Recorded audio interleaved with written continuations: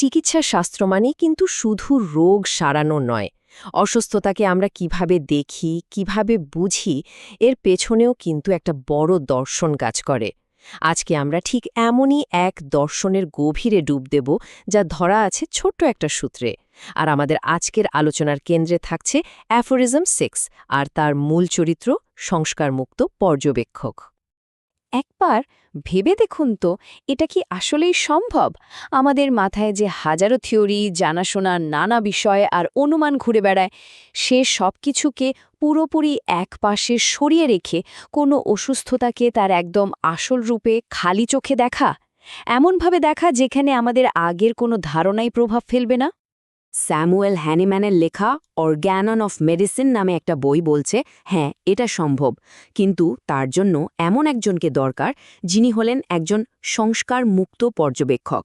মানে এমন একজন মানুষ যিনি কোনো কাল্পনিক তত্ত্বের ওপর ভরসা করেন না, বরং যা ঘটছে, ঠিক যা চোখে দেখছেন, তার উপর ভিত্তি করেই সিদ্ধান্ত নেন। এই যে দেখুন, এটাই হলো সেই মূল সূত্রটা। এই অ্যাফোরিজম আমাদের কি বলছে? বলছে একজন সত্যিকারের পর্যবেক্ষক তার নিজের চোখ, কান, মানে তার সমস্ত ইন্দ্রিয়কে সজাগ রাখেন, আর তিনি যা দেখছেন, যা শুনছেন বা যা অনুভব করছেন, ঠিক সেটুকুই বিশ্বাস করেন, এর বাইরে কিছু না। বেশ, তাহলে প্রশ্ন হল, এই সংস্কারমুক্ত পর্যবেক্ষক ঠিক কিসের ওপর নজর দেন? একজন অসুস্থ মানুষের দিকে তাকালে রোগের কোন ছবিটা তার কাছে স্পষ্ট হয়ে ওঠে? চলুন ব্যাপারটা একটু ভেঙে চুরে দেখা যাক। এই দর্শনের একেবারে কেন্দ্রে আছে একটা শব্দ, রোগ লক্ষণসমূহ বা মরবিড ফেনোমেনা।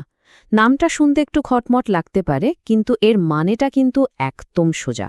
অসুস্থতার কারণে শরীরে আর মনে যে যে পরিবর্তনগুলো ধরা পড়ে, যা আমরা দেখতে পারি, শুনতে পারি বা অনুভব করতে পারি, তার সবকিছুই এর মধ্যে পড়ে। তো রোগীর এই পুরো ছবিটা তৈরি হয় কয়েকটা জিনিস মিলিয়ে। এক, মানুষটা আগে সুস্থ অবস্থায় কেমন ছিলেন আর এখন তার থেকে কতটা পাল্টে গেছেন। দুই, রোগী নিজে কি কষ্ট পাচ্ছেন। তিন, তার বাড়ির লোক, আশেপাশের মানুষ তার মধ্যে কি পরিবর্তন দেখছেন। আর সবশেষে ডাক্তার নিজে যা যা খেয়াল করছেন। এই সব কিছু মিলেই কিন্তু রোগের আসল ছবিটা তৈরি হয়। আর এখানেই আসছে এই অ্যাফোরিজমের সবচেয়ে গুরুত্বপূর্ণ কথাটা।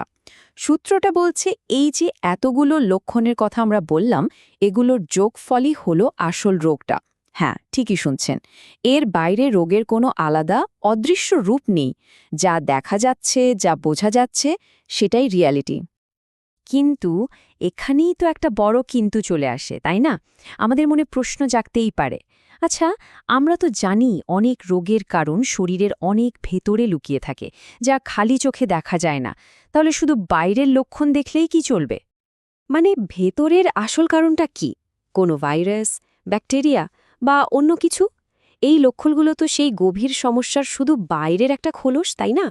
মজার ব্যাপার কি জানেন? এই যে এত পুরনো একটা দর্শন, সে কিন্তু এই আধুনিক চ্যালেঞ্জের একটা উত্তরও রেডি করে রেখেছে। তাহলে কিভাবে এই ফিলসফিটা এই চ্যালেঞ্জের জবাব দেয়? উত্তরটা কিন্তু বেশ ইন্টারেস্টিং। কোনো জটিল সায়েন্স দিয়ে না, বরং লজিকের একটা খুব পুরনো নিয়ম দিয়ে। দেখুন, সূত্রটা প্রথমে কিন্তু মেনে নিচ্ছে যে হ্যাঁ, যা চোখে দেখা যায় না তা নিয়ে সন্দেহ হওয়াটা খুবই স্বাভাবিক একটা ব্যাপার, এটা খুবই যৌক্তিক। কিন্তু আসল টুইস্টটা আসছে এর পরে। আর সে টুইস্টটা হলো মোক্ষম একটা জবাব, মাত্র 3টে ল্যাটিন শব্দে, নেগেটেন্টেস এস্ট প্রোবারে। আর এই 3টে শব্দই পুরো খেলার মোড় ঘুরিয়ে দেয়। এর মানে কি? মানেটা খুব সোজা। লজিকের এই নিয়মটা বলে যে কোনো কিছুকে না বলছে বা অস্বীকার করছে, প্রমাণ দেওয়ার দায়িত্বটাও কিন্তু তারই। সোজা কথায়, প্রমাণের বোঝাটা তার উপরই বর্তায় যে সন্দেহ করছে। ব্যাপারটা একটু ভাবুন। ধরুন আমি দেখছি যে একটা গাড়ির চাকা ঘুরছে, আর কেউ এসে বলল, আরে এর ভেতরে একটা অদৃশ্য ইঞ্জিন আছে, সেটাই চাকাটা ঘোরাচ্ছে। তো এই নিয়ম অনুযায়ী ওই অদৃশ্য ইঞ্জিনের অস্তিত্বটা কিন্তু তাকেই প্রমাণ করতে হবে। আমার কাজ হলো শুধু চাকাটা যে ঘুরছে সেটা দেখা। তাহলে সব মিলিয়ে আমরা কোথায় এসে দাঁড়ালাম? আমরা এমন একটা দৃষ্টিভঙ্গির কথা জানলাম যা অসুস্থতাকে একদম নতুন একটা আলোয় দেখতে শেখায়। এটা আমাদের বলছে, যা চোখে দেখা যায়, যা পর্যবেক্ষণ করা যায়, তার গুরুত্বই আসলে সবথেকে বেশি। এই যে দেখুন, এখানে দুটো ধারণার পার্থক্যটা একদম পরিষ্কার। একদিকে আছে আমাদের সবার পরিচিত ধারণাটা, যে রোগটা আসলে ভেতরে কোথাও লুকিয়ে আছে আর লক্ষণগুলো হলো তার বাইরের কিছু চিহ্ন। কিন্তু অন্যদিকে এই পর্যবেক্ষকের ধারণাটা কি বলছে? বলছে এই লক্ষণগুলো মিলেই যা তৈরি হয় সেটাই আসল রোগ, কারণ এর বাইরে কি আছে তা তো আমরা জানতেই পারছি না। আর এটাই হলো এই ফিলসফির শেষ কথা। যেহেতু লক্ষণগুলোই রোগ, তার মানে যদি সব লক্ষণকে সারিয়ে তোলা যায়, তাহলে ধরে নিতে হবে রোগটাই শরীর থেকে চলে গেছে, পুরোপুরি নির্মূল হয়ে গেছে। তবে শেষ করার আগে একটা প্রশ্ন থেকে যায়। আজকের এই যুগে যখন আমাদের কাছে এমআরআই, জেনেটিক টেস্টিংয়ের মতো সব টেকনোলজি আছে, তখন এই শুধুমাত্র পর্যবেক্ষণ করার আইডিয়াটা কি একটু পুরনো হয়ে গেল?